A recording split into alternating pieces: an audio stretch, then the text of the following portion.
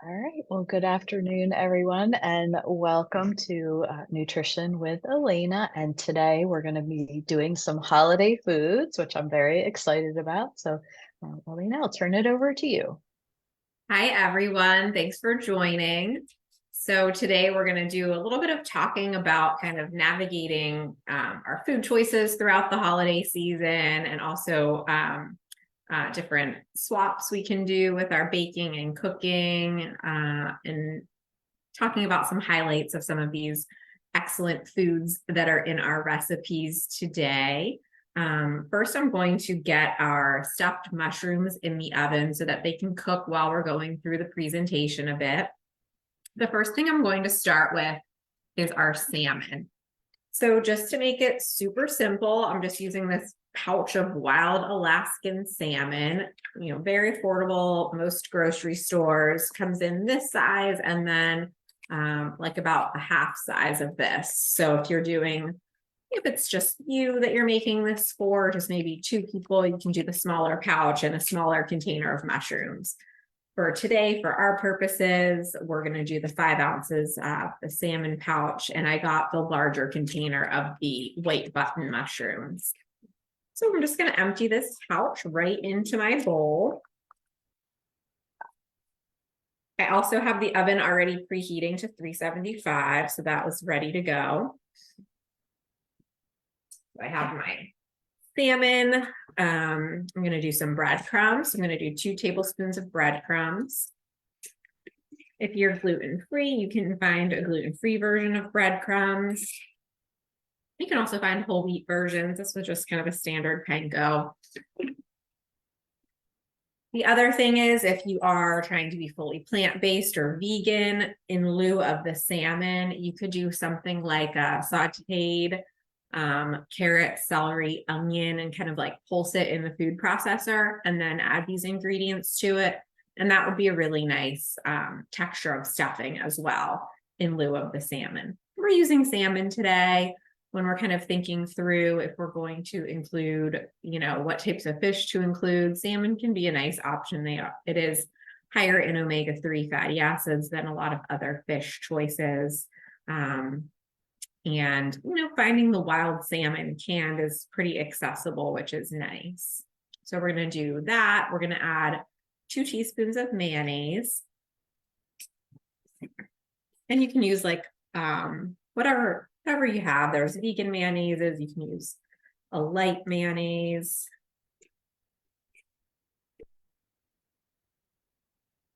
Okay, so I'm just going to add that.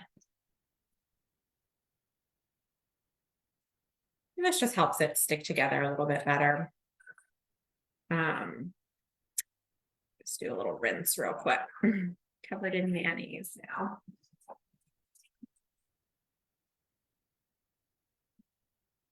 Okay, so now we're going to add our Dijon mustard.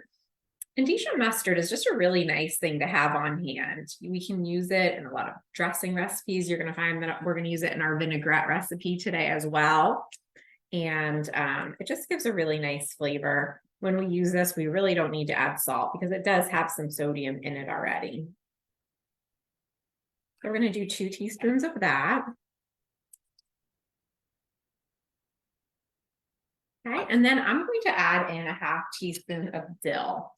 I'm using dried dill just because that's really easy to have on hand. If you're using fresh, you could just do maybe 2 tablespoons of fresh. The dill really gives us a nice flavor.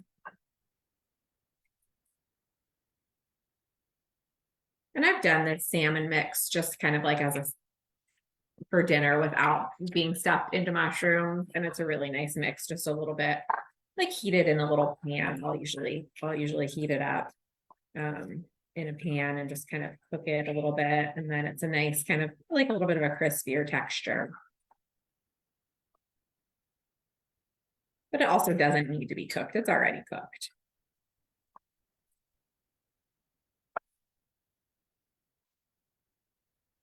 So we're just going to stir that up.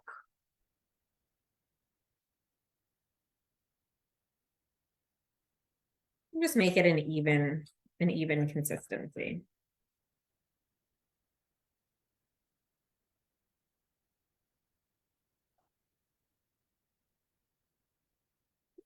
All right, now we're going to deal with these mushrooms. So I did rinse them. So for mushrooms, we can either rinse and just get all of the growing medium off of it. It's not really what we would really consider dirt because, mushrooms are pretty much all grown in a fairly controlled environment. So I did that. You could also take like a wet paper towel and just wipe them off. I didn't take out the stems yet, so we'll do that together. So we're just going to pop the stems out. And then once I do that, I'm going to actually put it on my sheet. I'm going to put a piece of parchment paper on the bottom just because they do tend to stick a little bit if you don't have something on the bottom. You could also just like spray your cookie sheet and that would be fine too. Now, a fun little fact is that button mushrooms actually, if you let them keep growing, they will turn into cremini mushrooms. So if you've ever seen those are just a little bit bigger. And then if you let them grow even longer, they are portobello mushrooms. So I thought that was a pretty cool fact. And we're going to talk a lot about mushrooms today, just because they are an amazing food for us. There's a lot of really good benefits to them, and they also have just a really nice flavor. So I understand though, if you're not a mushroom person, not everybody is, but keeping in mind that really, like when we say when working with kids, that it takes about 14 exposures to really kind of get used to a food. So if you're somebody that's not enjoying mushrooms, you might just need to try them a couple more times, maybe in some different ways. Maybe chopped up and blended in with, a casserole or something like that, where you're not feeling that full texture of the mushroom. This is a really nice recipe to serve at a party or a holiday appetizer, something like that.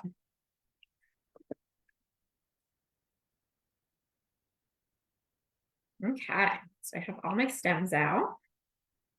So it's like a little bit more than what the recipe called for, but that's okay. I might just cook some without stuffing inside. We'll see. And then we're just going to start spooning this in.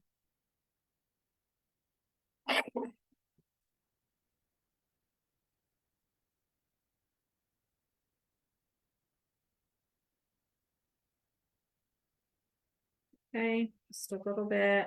Spoon it in, push it down a little bit.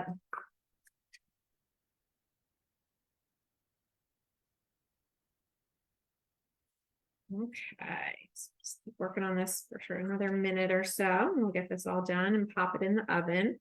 Now I usually keep it in for about 20 minutes.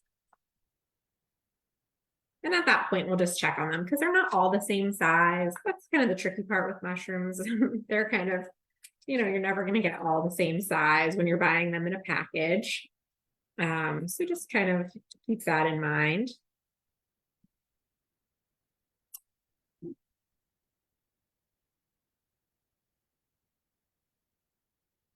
And you could also add some cooked onions into this.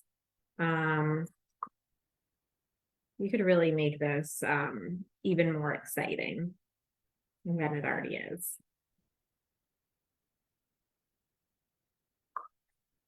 Great. Just about done filling them.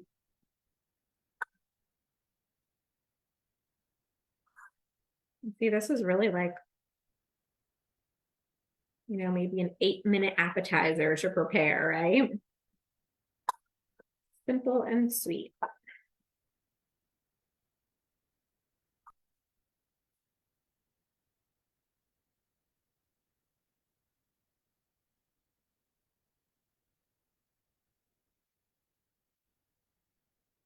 If you'd rather not use mayonnaise, a little bit of Greek yogurt could work as well, or even just a little bit of olive oil. All right, I'm going to pop this into the oven.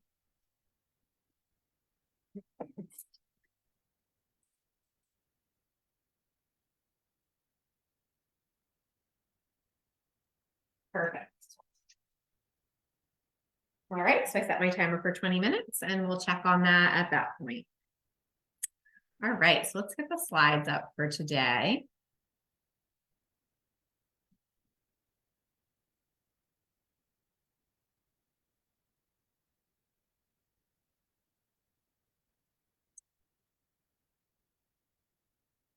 right. Oops.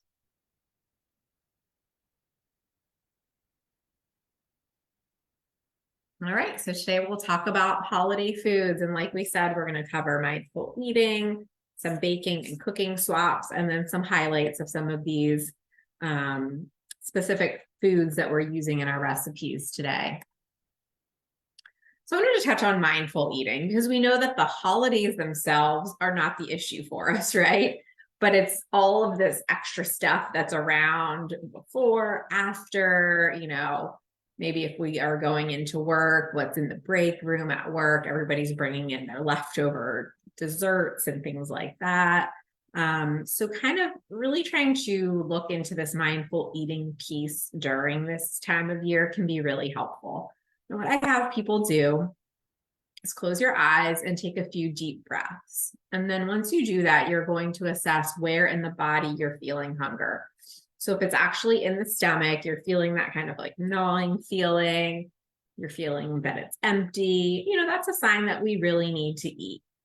And this exercise is good for like when we think we want to grab something to eat, right? So we're going to assess if we're actually hungry. If it's from the neck up and we just want something sweet, we're feeling it that we want a crunch, we want moisture, we want something salty. That's really more of a craving. And when we identify that it's a craving, we can have some tools in our toolbox to help kind of work our way through it.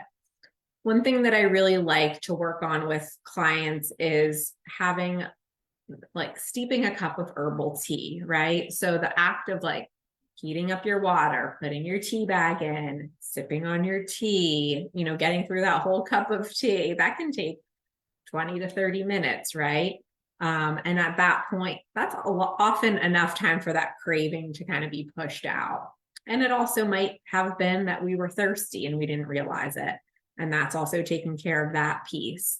So I think tea, especially this time of year, can be a really nice tool, especially for like a sweet craving. I like, there's some of like the fruit teas, and those can be really nice because they have their own sweet taste to them. Some other things that people like to do with this mindful eating piece is after dinner, like if you're a nighttime snacker and that's always kind of your problem, brushing your teeth after dinner can sometimes help because that's kind of just like setting, that closes out our night of eating. Other people might have like some sugar-free gum or hard candy that they use, but just kind of thinking through different tools that might help you get through, particularly this time of year that can bring a lot of temptations for us. Something else that I like to talk to people about is, we might end up with a lot of cookies this time of year or something like that.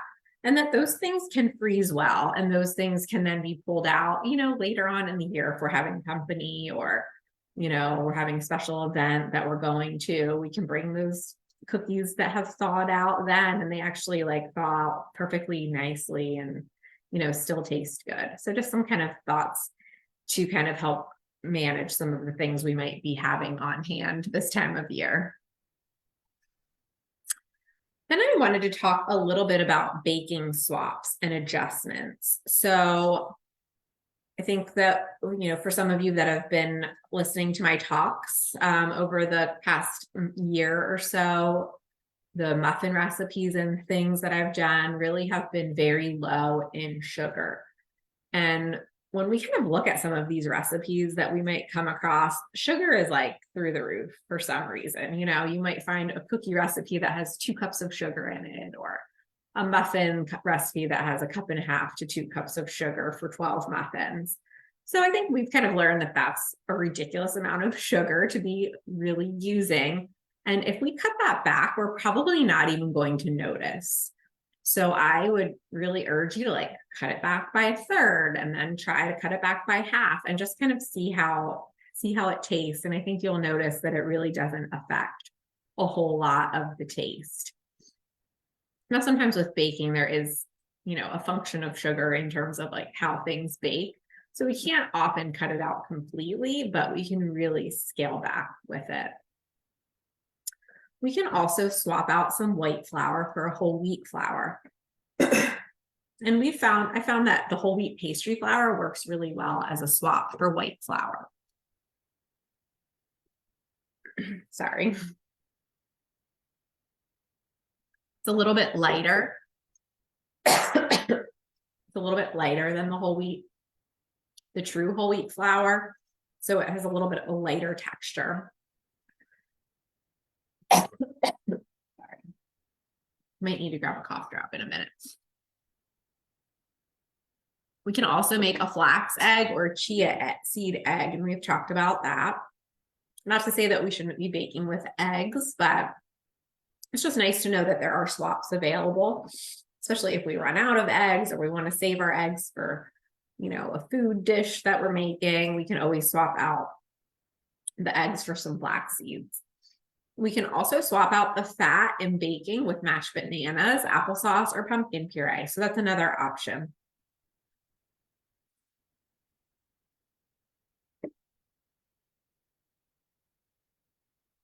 Some adjustments in cooking. So if we're, baking, we have our swaps, but we can also do some swaps with our actual cooking dinner recipes, things like that.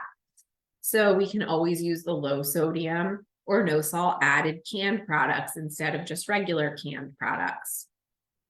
We can mix in chopped mushrooms to reduce the amount of ground meat that we may be using.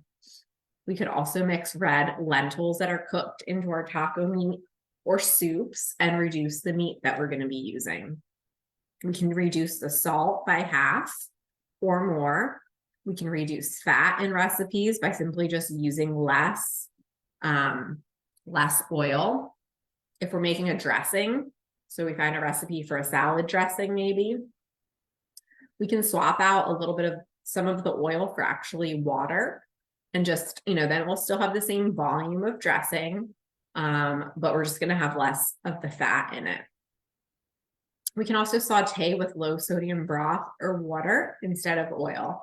Or we might start out with a little bit of oil, and then as we need a little bit more moisture, like if we need to deglaze onions or something like that when we're sauteing, we can just add a little bit of broth or water to kind of prevent it from sticking. Great. So now we'll talk about some of the highlights. So we're talking about chocolate first, because that is in one of our recipes today. So cocoa comes from the cacao bean, and we do know that cocoa powder is an excellent source of antioxidants. So we can choose unsweetened cocoa powder or dark chocolate as, just something to have in our routines if we're baking or needing a little bit of a sweet snack. A piece of dark chocolate can be a nice option. But those items do both have a high amount of antioxidants and then also even a little bit of fiber, which is nice.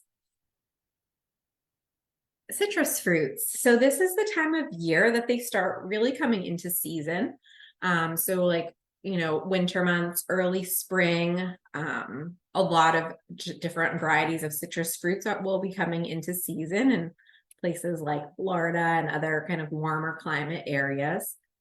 There's a wide variety of citrus fruits, right? So oranges, some different types of those would be blood oranges.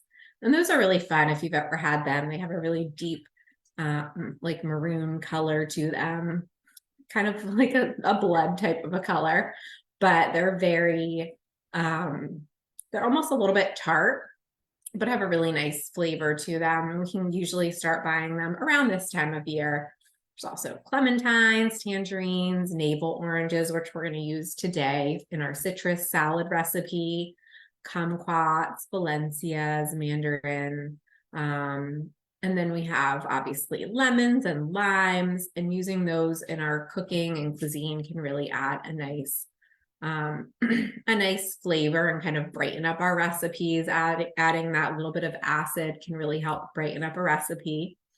Grapefruit is another category, and some people have to avoid grapefruit depending on the medications that they're taking, because it does work in the same pathway that some of our medications work in. Pomelos.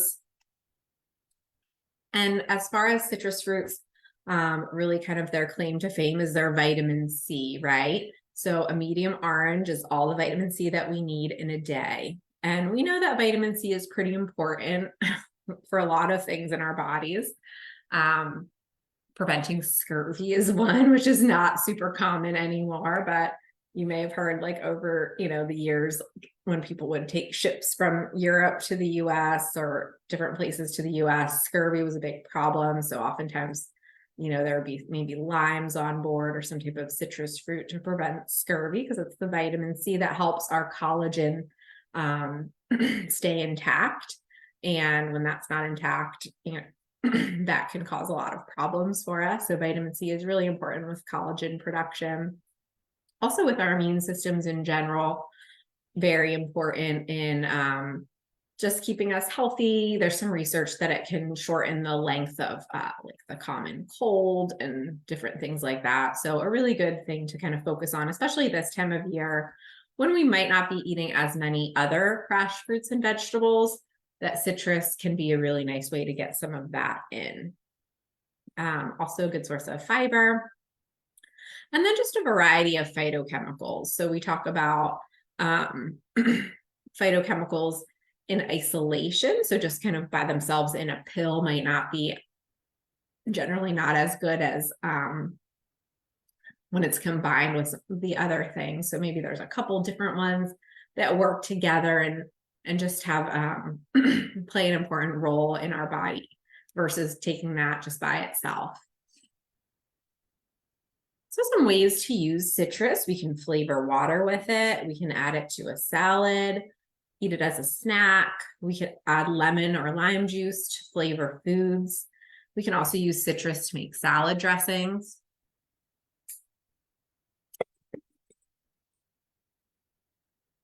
Let's talk a little bit about mushrooms. So mushrooms are always in season, which is really pretty cool. They aren't a vegetable or a fruit, they are a fungi. And 60% of our mushrooms are grown right in PA, right? And right by you guys. So like that Kennett Square, Avon Grove area, very high mushroom growing there. So mushrooms are an excellent source of selenium, which acts as an antioxidant in the body. All mushrooms have some vitamin D in them naturally, but when they're exposed to the sun, gill side up, they actually give us all the vitamin D we need for the day. So this time of year, our mushrooms aren't going to produce all that much from sunlight. But during the summer months, if you have say you have a portobello mushroom that you're going to grill, just lay it on a little baking sheet, gill side up in the sun for a little while before you grill, and there'll be little packed vitamin D mushrooms, which is really pretty incredible. And then white button mushrooms specifically, which is, what's in this recipe today, they're known to suppress aromatase activity, which can potentially decrease breast cancer risk. So just another really cool thing to think about with our mushrooms, and just, thinking through some ways to eat more of them, right? They're so easy to find at the grocery stores. We're lucky that, they don't travel all that long to get to our grocery shelves, right? They're pretty close by where they're being grown. And this ergothioneine, so this is pretty cool. So this is found in mushrooms, and there's some talk of this being called kind of the last vitamin to be discovered, although it hasn't been actually coined a vitamin at this point, but it does seem to be really important and found in mushrooms. So higher levels of this are associated with reduced cardiovascular mortality and all-cause mortality. If people have lower levels of this in their body, they might have poorer cognitive performance and quicker cognitive decline. So it is kind of known as the longevity vitamin. So something to really think about and play around with maybe. Another reason to add some mushrooms into our regimen. This is an interesting little chart that just shows you where's ergothioneine found. So found highest amounts in that oyster mushroom, which is not as easy to find as that white button mushroom, which also has a really nice amount of that longevity vitamin in it. Tempeh, which we've made a recipe or two before in this class as well, is also a nice source of that. So how to use mushrooms. So we can use them as a meat extender, which we mentioned, like when we chop them up and add them to ground meat when we're cooking it. We can really use less meat, and it, is a nice way to kind of incorporate in some of those mushrooms. We can use it as a meat substitute. So, you can just have a mushroom. Now, mushrooms don't have a lot of protein, so it's not a perfect meat substitute. You'll still want to have some beans in there, maybe some tofu or something like that if you don't have beans. We can saute them, and they cook down really nicely sauteed. We can add them to soups. And then these are just some recipes that you can access. So we have our cancer support community page, Old Ways. Old Ways has a lot of Mediterranean diet recipes, and then as well as just some other specific culturally focused recipes. So they really dig into traditional African recipes and traditional Latin American recipes and things like that. It's a really nice resource. AICR, just as American Institute for Cancer Research, they have a lot of great recipes there. Nutritionfacts.org, great. And then the Mushroom Council has some really cool mushroom recipes specifically. So I'm going to stop sharing my screen, and we are going to get into our other recipes for today. Any questions on those topics while I'm kind of prepping for the recipes?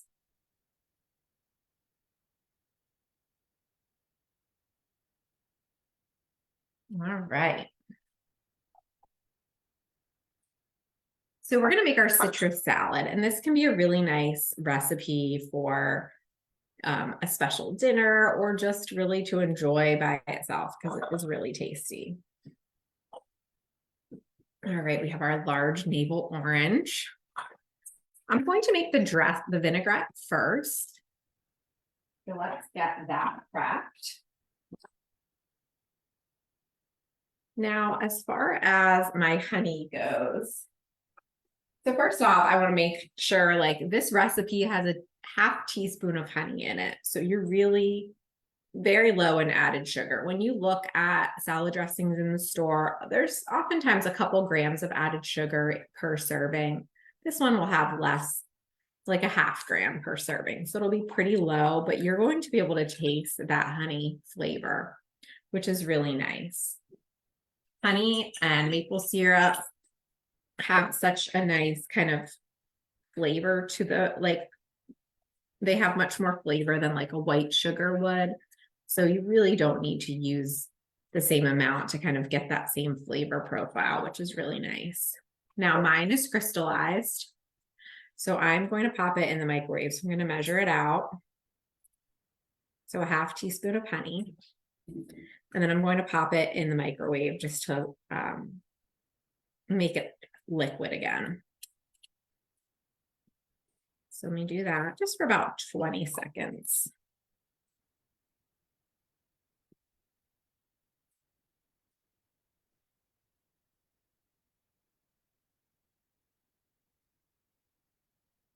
My mushrooms are just about done. So I'll probably just pop them out as well.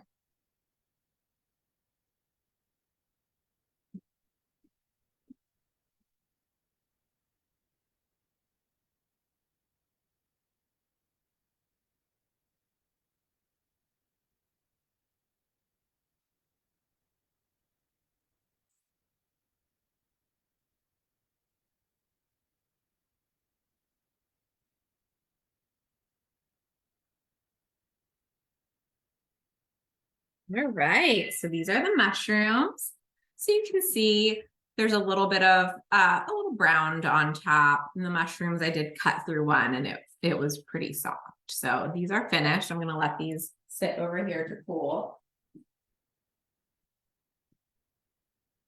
And I have my honey, the texture that I wanted. So we are going to cut our orange in half.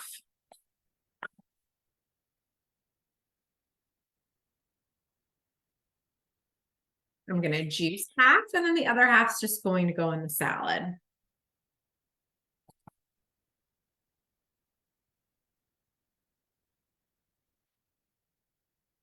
And if you have a juicer, you know, they do tend to work a little bit better than what I'm doing, but that's okay. Smells so good.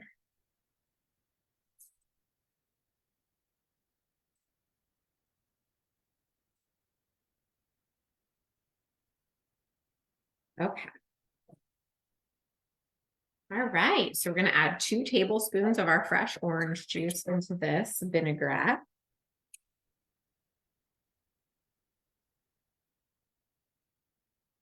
Do a little tiny bit more. There we go. Then I'm going to add 1 tablespoon of white vinegar, or you could do white wine vinegar. So I'm going to actually use white wine vinegar today. It's just a little less harsh than the white vinegar is sometimes. Okay. You could also use champagne vinegar if you have that on hand. Right now, I'm going to do 2 teaspoons of olive oil.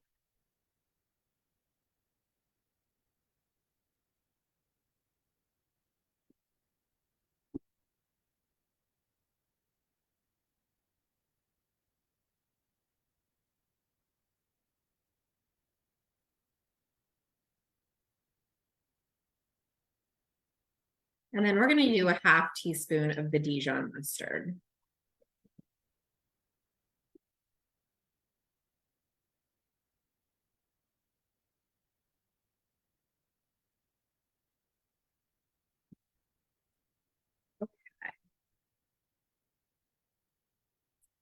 And we're just going to whisk this up with a fork. And then this is what's going to go on top of this citrus salad recipe that we're making.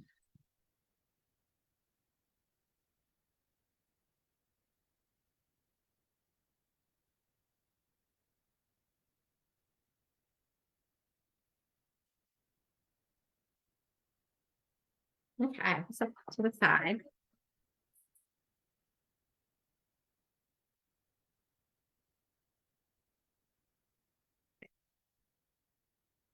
Going to add our lettuce. So I'm just doing a combo of red and green leaf. You can use really anything you'd like. You could even use like an arugula for this. That would be really nice. Or even spinach or baby mixed greens, whatever you'd like to use.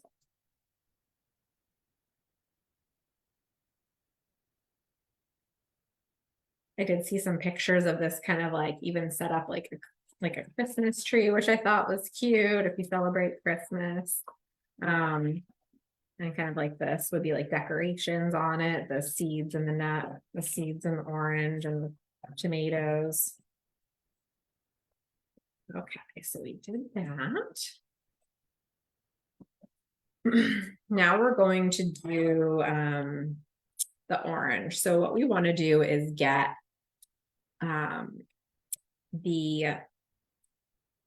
just the pulp of the orange. So I'm actually going to cut around and cut off the pith. So cut off all the white.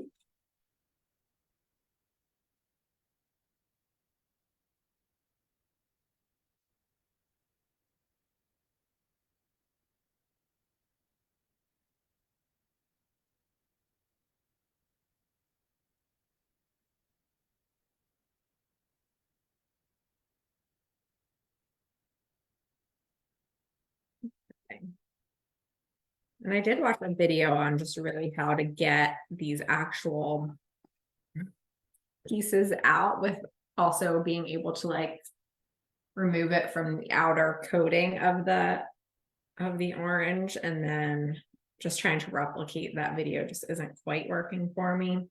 So I'll just do it as best as I can. But the idea is we want to remove like just all of the outer covering. So we just have the pulp itself.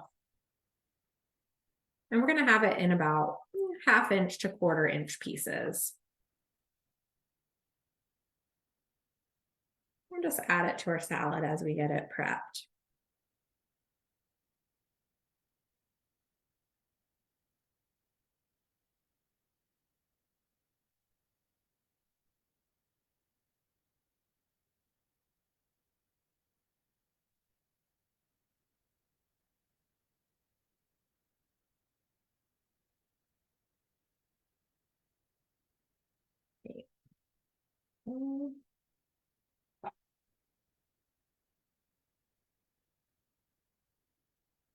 So this salad is very versatile. We can add really whatever veggies we want to it.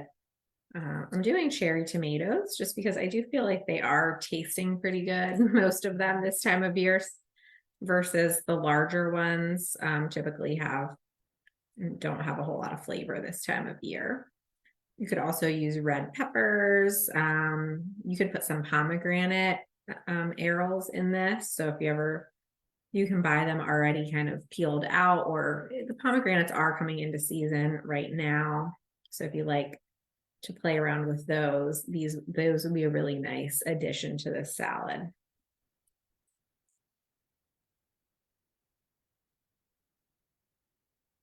I did buy frozen ones at Wegmans that I was really excited about, and then learned that they weren't great. So I did actually make a shrub with them. I think we made a shrub in one of the earlier classes. So like the vinegar drink that you can then add to seltzer water.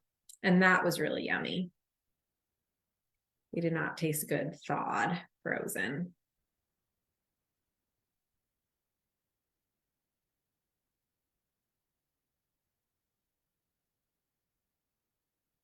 Okay. This would also be really nice with blood oranges too, the salad. Great. So I have my oranges. Now we're going to have some cherry tomatoes. The other thing that we could do for this, instead of the pepitas, we could do some pistachios, or even just chopped walnuts.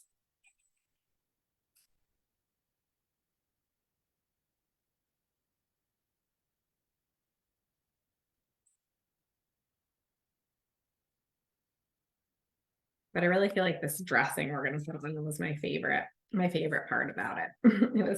It's so yummy.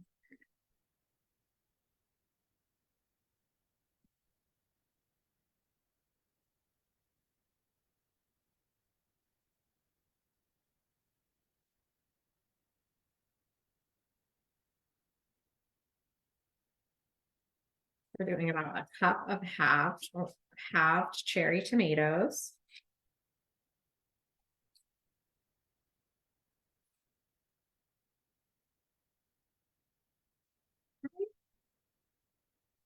Now we're going to add in 2 tablespoons of pepitas. So the pepitas are like the immature roasted pumpkin seeds. They don't have that big shell on them. We're doing 2 tablespoons of those. And then we're just going to add this dressing. And just give it another little whisk.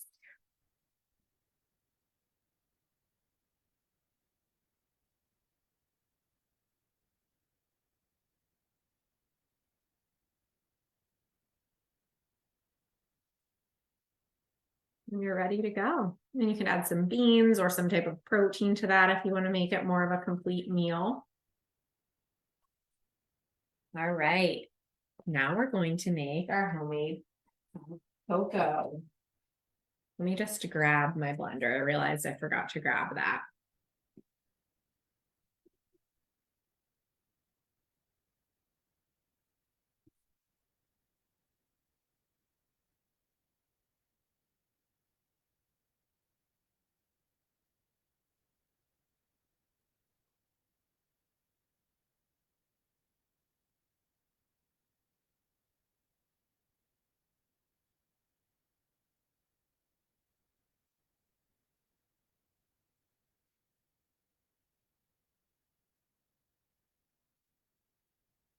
Okay.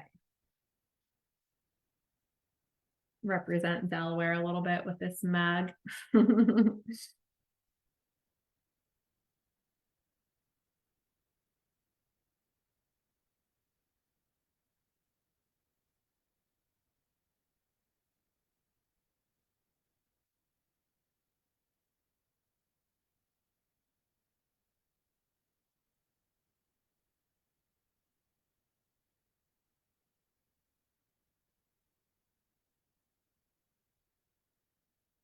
Okay.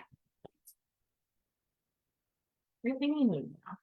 So I wanted to make this really yummy recipe for hot cocoa. So when we get hot cocoa, at a coffee shop or maybe in those packets, something like that, there's often like 20 plus grams of added sugar in those. And like we've talked about in prior classes, I believe like really people shouldn't be having more than like 25 grams of added sugar a day. So a cup of hot cocoa is typically kicking us past our amount for the whole day or close to it. So I wanted to just highlight how we can really sweeten things naturally with dates. So with this recipe, we're going to do 2 dates.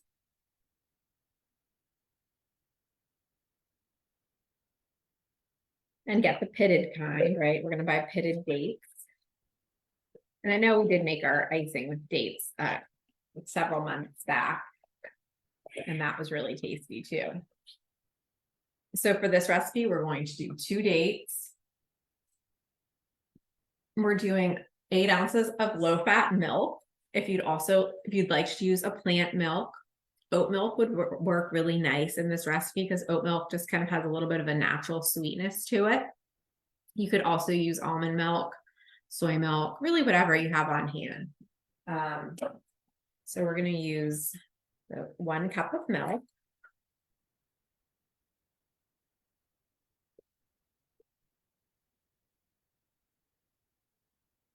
This is not the best way to do liquids, but we're going to make it work.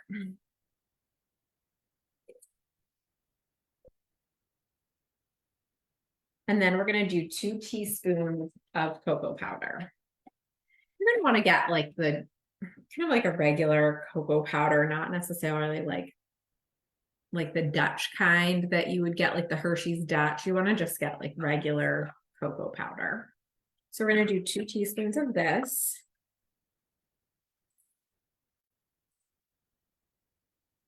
This is a half teaspoon measuring, so I'm going to do it 4 times.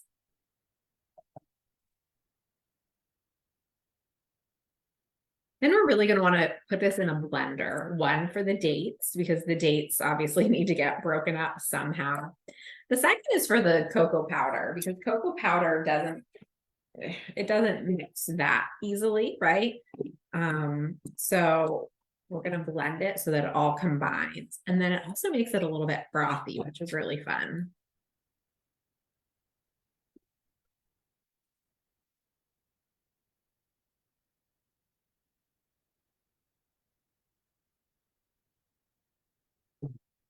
Now, I don't have the best blender in the world, so I do end up with chunks of dates in here, but that's okay. We're going to strain it.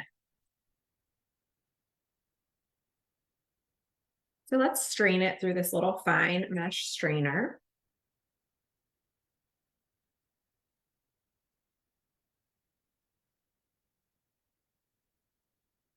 And there's some definite chunks of dates in here, but that's okay. Now, the other thing we can do is heat this. I'm going to throw it in the microwave for about 50 seconds or so. But you could put it, if you make a larger amount of this, like maybe you're having, people over and you want to serve hot cocoa, or you're doing something outside with people in this time of year. You can always put it even in a crock pot or something like that. And you see there's a lot of date mixture left, but it's still going to be sweet inside, which is what matters.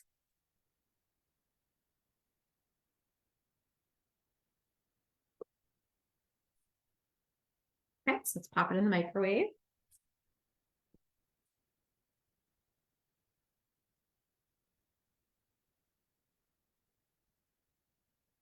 Great. And you can also heat it up on the stove top too. So if you wanted to put it in a pot and heat it up that way, that would be fine and great.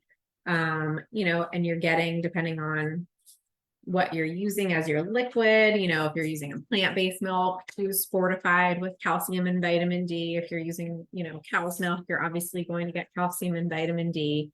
So it's a good opportunity to get some of that in, fulfill those chocolate cravings you might have while kind of enjoying something that is pretty decent for you. I've also done this kind of a mixture if you've ever had like golden milk. So golden milk's like turmeric, pepper, typically some cinnamon. You can look up golden milk recipes online, but you can put a little cocoa powder in that too, and the date, and blend it the same way, and then you're going to get some of those beneficial spices.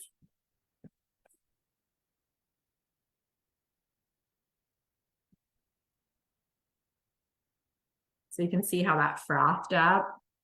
So yummy. You can even do one of those little designs on the top if you want, a little heart. But that's what I have for you today. Does anybody have any questions? Oh, I'm curious with the hot chocolate, you mentioned you could make a bigger batch if you had company, but does it keep in the refrigerator? I wouldn't, yeah, I don't think that there would be a reason that it wouldn't. You might just like reblend it, a little bit before you put it back on. But yeah, you could do it in like a larger, obviously like if you have a blender a little bit bigger than this, you could do a larger batch of it. Or you could also get date sugar and use that instead of the dates. And that would stir up a little bit better to where you wouldn't need maybe to blend it as much. Sure. And you can also even stir like a little tiny candy cane in here or something like that if you like the peppermint flavor. I did try it with some peppermint extract, and that was like too much. It was like mouthwash taste. Well, we are off. I turned off the Facebook live streaming. If anyone else has any questions on anything. We're all jealous you're drinking the hot chocolate and and we're not. I know. It's so yummy. Is there something in the chat? Oh, it's just a thank you. Okay. So I think next month, comfort foods. Sure. Question that may seem off track, but because the theme is holiday cooking, I've read several research papers out of Penn about the effects of alcohol on bone marrow. And for those of us with blood cancers, that's pretty significant. What I can't find, and I don't know if as a nutritionist you know this, is are they talking alcohol abuse, or are they saying just a glass of wine once in a while with dinner? I can't find anything that says amount. Yeah. Sometimes it is a little trickier to find like amounts in those studies. I actually have to admit, I haven't seen that specific line of research on alcohol, but a whole lot of other stuff that points in the direction of really trying to limit overall alcohol consumption, like especially with breast cancer risk, things like that. So yeah, I unfortunately don't have that answer, but I think like just thinking through some different options, right? So we kind of can use alcohol as, it's easy to kind of drink more than a glass at holidays and things like that. So something to kind of think through, maybe bringing even like a mocktail with you. Like I did this past weekend. We had a birthday celebration for my husband's mom, and I brought like a big thing of it was like herbal tea with some fruit in it, and so like a little bit of juice and then water, and everybody loved it. Having something like that as an option, because if it's wine or water, it's kind of boring, right? These are my only options, but having something like that just to kind of bring in the mix can be really nice. The other thing I do, like a little bit of people might sip on like the shrub that we made in that one. Yes. Yeah. Things like that, just to keep it exciting. But typically like a glass of wine on a holiday is never a problem for people, right? But it's like, you know, that's a couple times a year maybe, but you know, a lot of times that's not what people are doing with alcohol or wine. So I think, you know, thinking where you're at, you know, if it's really like you only have a glass of wine on a holiday, like that's not an issue typically for anybody. Yeah. But you know, it's kind of more of that, like, is it more than that? Is it a couple times a week? Are we watching how much we're pouring? All of those things. Yeah. Thank you. Yeah. Sure. I've become like an abstinence nutcase, and some of my friends are questioning me where I got this information. So I send them to UPenn and I say there's some really good research. Yeah. It shows that it directly affects the bone marrow. And for those of us with blood cancers, that's a big issue. And as you said, breast cancer also. Yeah. Yeah. I'll look that up though, because I am curious. Yeah. Just keep getting Thank you. We get more and more depressing research about wine all the time. I know, going from one extreme to the other. Yeah. It is for sure. Thank you. Sure. Great. Anything else? So yeah, so next month we're going to do comfort foods. So those can be like some fun ideas to kind of get us through those, like that early winter January month, right? So we'll have those recipes in December, and then, you know, Great. Yeah, so that would be nice. Good time of year for that. And that will be on December 18th. So hope to see you all again. Okay. Well, thank you so much, Elena, and we'll see you next month. And happy Thanksgiving, everyone. Yes, everybody take care. Thank you. Happy Bye. Thanksgiving.